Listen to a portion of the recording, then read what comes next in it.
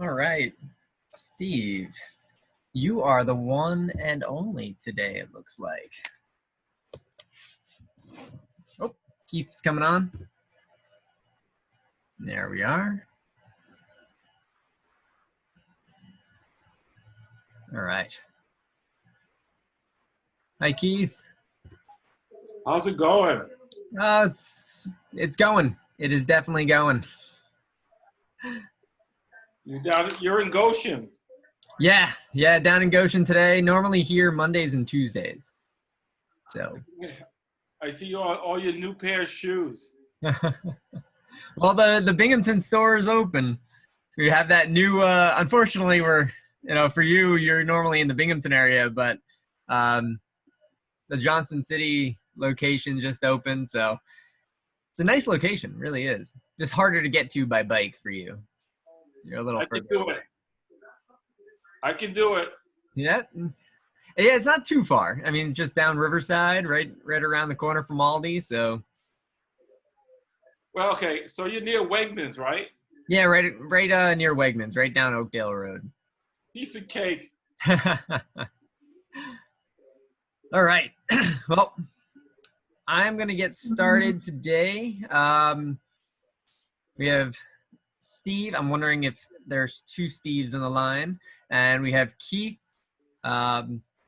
So we'll talk a little bit about this week, how everyone did, and then we'll go from there. So I'll start off with this week, actually. This week I did do a speed workout, not the same one that I prescribed for everyone, but I did do a speed workout with my girlfriend Jenna, and she and I did a 2x400, 2x4x200 hard speed workout on the track. It was a hot day, but we got through it. It was our first speed workout in a long time, and we were happy. We felt satisfied and accomplished after we got it done. So when you haven't done one in a while, it seems treacherous to get through, but it wasn't too bad. So we got through it and we felt good afterwards. So Keith, what about you, or Steve, you? You want to go first, Steve? Or double Steve? Okay, I got down to 10-minute miles for my 5K. I ran at like a 33 something. Nice. But I noticed that after I did that, I got very dehydrated. Mm-hmm. And I had some problems, not with cramps or anything, but so, more personal health issues. Like it causes, any females here? No females here. Okay, so you get blood in your urine? Okay. Okay. Yep. So, but that, went away when I started to stop pushing too hard. Yeah. So. That sometimes happens through muscle breakdown. Some of the proteins get broken down. A couple other things that occur with blood in the urine, but it's a good indicator of pushing pretty hard, and sometimes needing to pull back when that occurs. Right. All right. Well, Steve there? He might just be listening. Okay. Hello, Steve is here. All right. If you'd like to share, you feel free. But you don't have to. I wasn't able to make it to a track, so I measured the phone poles in front of my house, and they're about 100 meters. So I did those instead. Nice. No, that's a good way to do it, without a doubt. By the way, Alumni Stadium is closed. Hey, what? Binghamton Alumni Stadium, where I suggested you can run around. Oh, Alumni Stadium is shut down. Oh, it's shut down. Okay. Yeah, we ran our track workout on at BU there. So, here's Jenna. She did the track workout with me. So. In my Endorphin Pros. In the Endorphin Pros. How did it work? So for this week, This week, we're going to switch it up a little bit. So the past 2 weeks, we've had some speed workout. This week, I want everyone to do a trail run. It's going to be, I want you to kind of discover different things during this program. And so I kind of want to venture into trail for the next 2 weeks, just to experience it a little bit. There are a few trails that are out there, and so actually I will share my screen for everyone.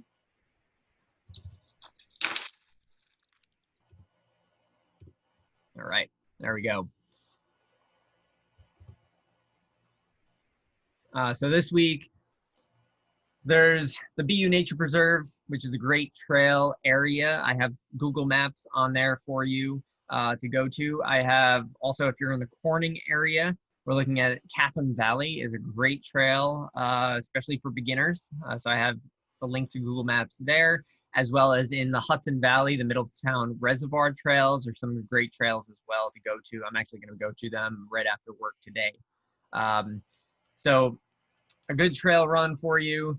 The reason I want you to experience trails is because trails sometimes seem a little bit intimidating to go to, right? We want to stay on our roads. Roads seem safe. The track seems safe. Trails sometimes, am I going to twist an ankle? You know, are things too rooty, too rocky? Do I have the strength to do it? And everyone can get out on the trail. And I actually had, during the strength session, there's a link to a video, something called eggshells, or the rapid fire drill. And there's a video example of it. And I want everyone to do 3 by 15 seconds before you go out on your run. Nice, easy run. But eggshells is basically a very light tap on the ground to really get your legs going very quickly. And that's all the trail is shortening your stride to an excessive amount, like really short strides, and just tapping the ground. It's amazing what your body will do. You don't have to go fast on the trail, and that's the big thing about trail, is that it's all about taking the time. To give you kind of a relative example, my easy runs are somewhere usually around 8-minute pace. During the 400s that we were doing, I was going about 5-minute pace in terms of per mile. So my easy runs on the road, 8-minute pace. My hard runs on the track are around 5-minute pace for the short intervals. For trail, I usually will average somewhere between 14 and 15 minutes per mile.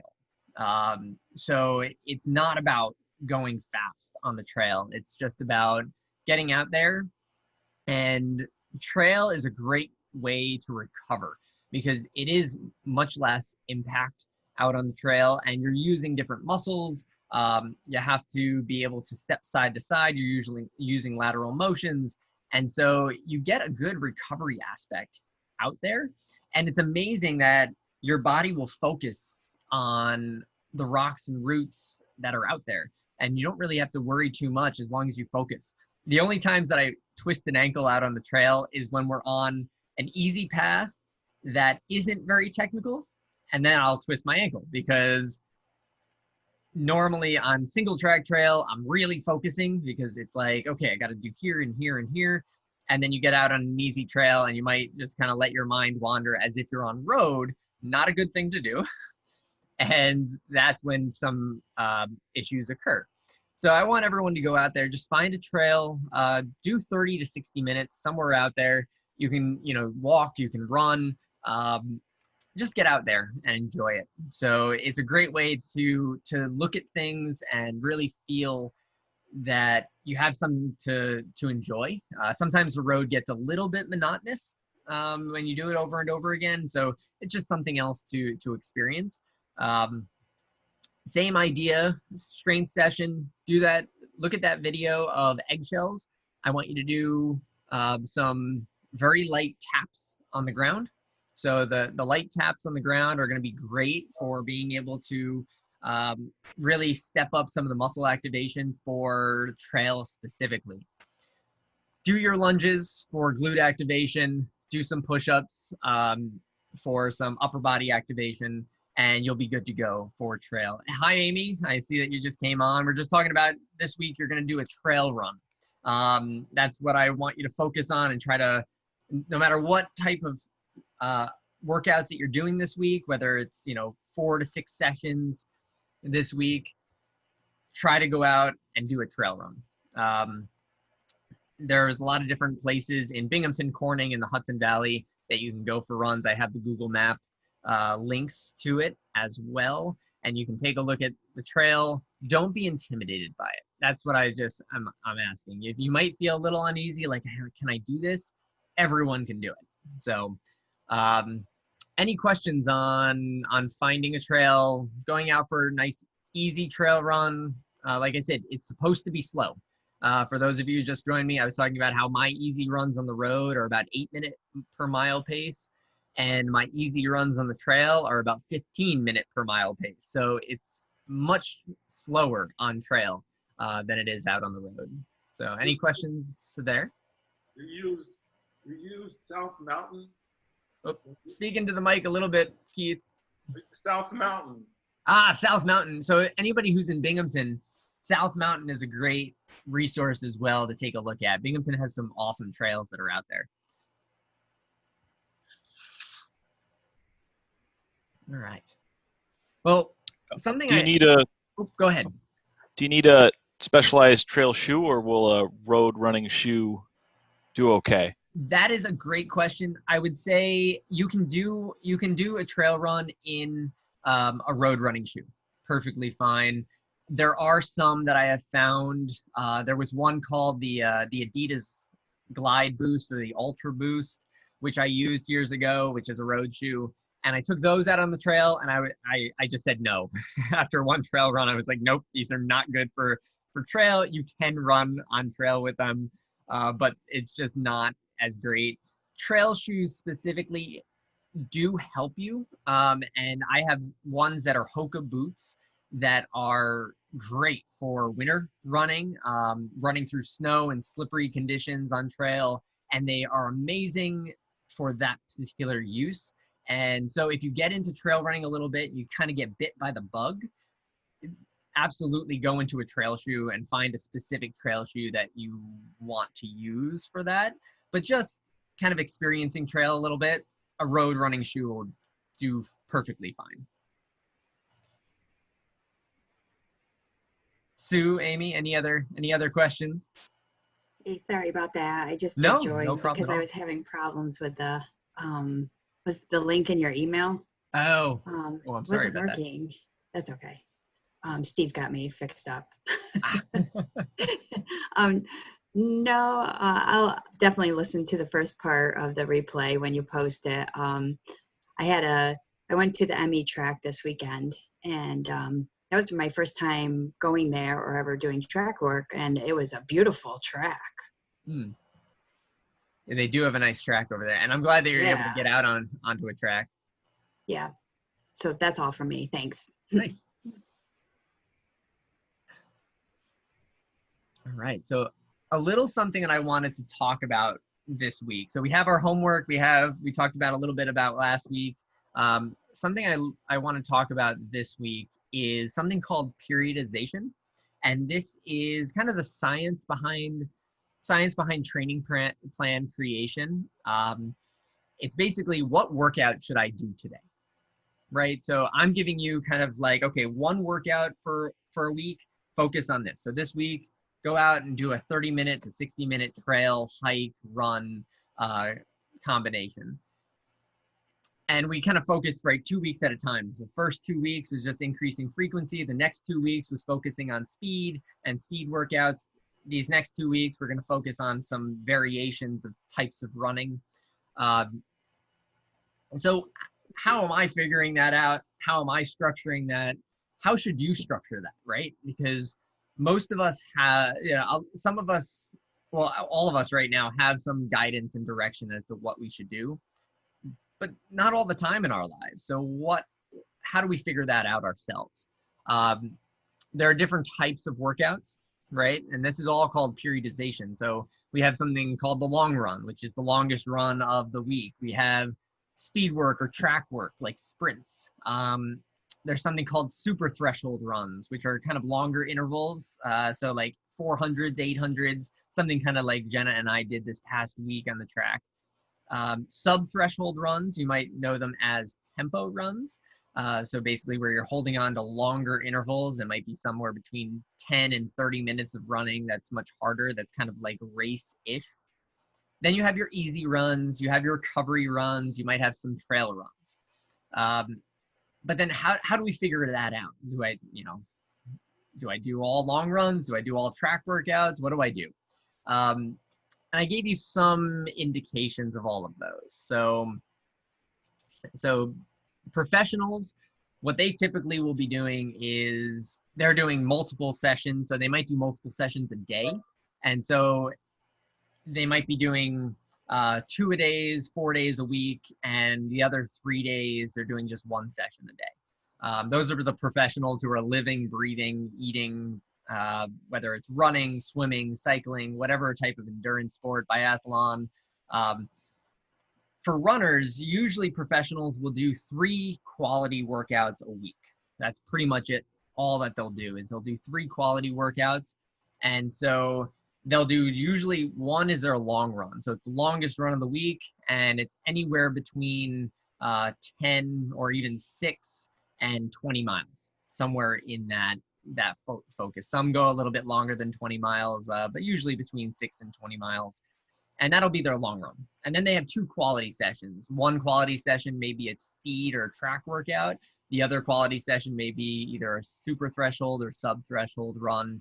And then the rest of them are split between easy runs and recovery runs, with a couple strength workouts put in there as well. For some of the veterans, they're usually going to hit a long run. That's usually what they focus on, is they want to get their long run in. And then they try to hit 1 quality session a week. So like I said, the track workout, the super threshold, sub thresholds, the tempos. And then they do a couple easy runs, couple recovery runs, and a couple strength workouts as well.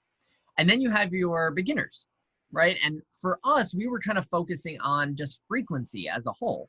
So we've kind of gotten to a point, and I think most of you have gotten to a point where you're doing multiple days a week running, which is great. And that's what we want. We just want frequency. And then we started sprinkling in just 1 quality run a week. So that was this past week. That was your speed workout. That's your 1 quality run, where everything else might be a couple easy runs. You might do some frequency in terms of doing some yoga or doing some things on an elliptical or a bike or something along those lines, and trying to get possibly 1 strength workout in a week.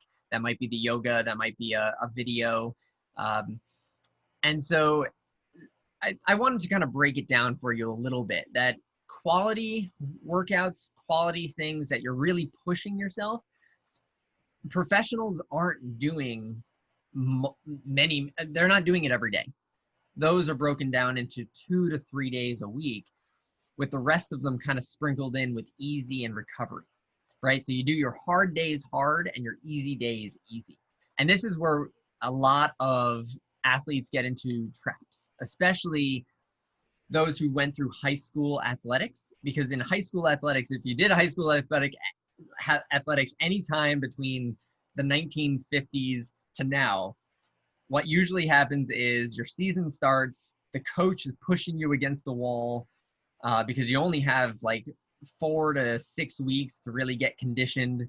And then you have like 4 weeks that are your competition weeks, and then the season's done. So you really don't have time to do it properly.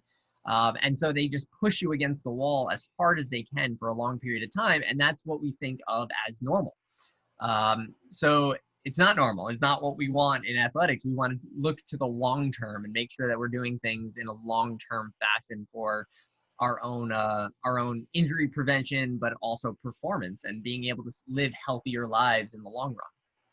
And so I wanted to kind of break that down for everyone. Also, what I want to break down is the difference between, I only broke it down between beginner, veteran, professional. I want to break it down between those 3. It doesn't necessarily mean experience. So to give you an idea, I was semi-professional years ago. I did semi-professional triathlon where I was doing multiple sessions a week, 7 days a week, living, eating, breathing triathlon. I raced competitively, got sponsorships, different things of that sort. Now, just because I have that experience, I have not been doing that now. So I would consider myself right now, in terms of periodization and where I need to be for how I'm going to progress my own personal training, I'm a beginner. I only should do one quality workout a week. I'm only going to be sprinkling in a few easy runs, a couple cross training days, maybe one strength workout. I should not be trying to push what's written there in terms of veteran and professional, because I haven't been doing that. I've been working on other things. I've been kind of getting back into fitness after a lot of, well, especially in this season right now, as after we shut down, or even before that in February to now, it's just been crazy for me. And the past few years have been very hectic professionally. And so it's taken a toll on my personal fitness. I consider myself a beginner. So it's experience doesn't really play into the reality of where we are in terms of what our fitness is and how we should treat how we progress in training. So just because you have experience as a professional or a veteran doesn't mean you should start from scratch and work your way up slowly. And that's actually the best way to do it. If you have been out of the game for a long time, you need to take it slow. And that's a lot of people get into that trap where they just push day after day because that's what they remember and that's what they think they can do, and then they end up injuring themselves or losing that motivation that we talked about last week, and it just doesn't end up in a good, healthy lifestyle that they change for months to years on end. So that's a little bit on periodization. What workouts we should do every week. You guys, at this point, one quality workout a week. The rest of the days should be easy, just sprinkling in either cross training or different just physical activity days and frequencies. So I just wanted to kind of break down a little bit of like, what is a long run? What is a track workout? You know, a couple different things of that sort, just for your own experience. And then personal development from now on, you'll at least have some experience with that these things exist. And then the next step is, as you progress, starting to research a little bit, okay, what does this mean exactly? Am I ready to take that step? So any questions on a little bit of the periodization overview for, this is called micro periodization. There's something called meso and macro as well, but this is micro, like what specific workouts a week should I be doing?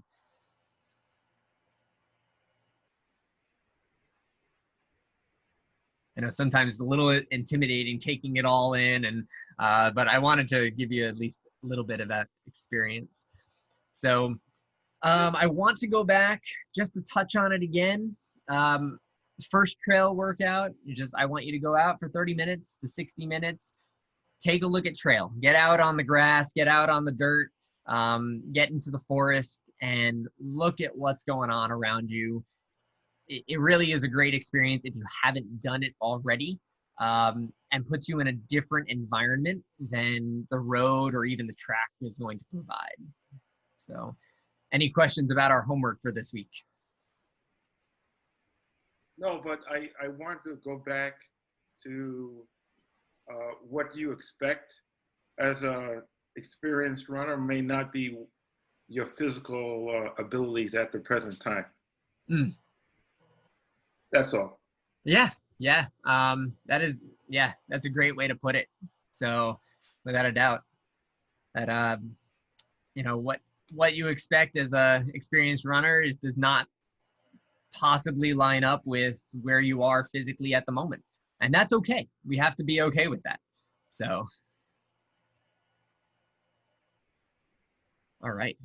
Well, I sent this to you via email, so you'll be able to look at it and kind of feel it out a little bit. Oh, for Sue and Amy, there is another exercise before your strength session, your short strength session right before you run, called eggshells. So take a look at the video there. It's just to activate very fast movements and very short kind of stride movements, so you're safe on the trails. So that's what that eggshell example of the video is. So you're going to be doing 15 seconds of that eggshell drill. So All right. Does anybody have any other questions or thoughts and anything else to share?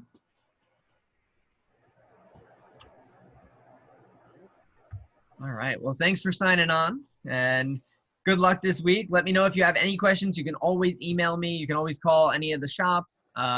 So feel free to do if you have any questions at all. All right. Well, good luck this week. Thank you.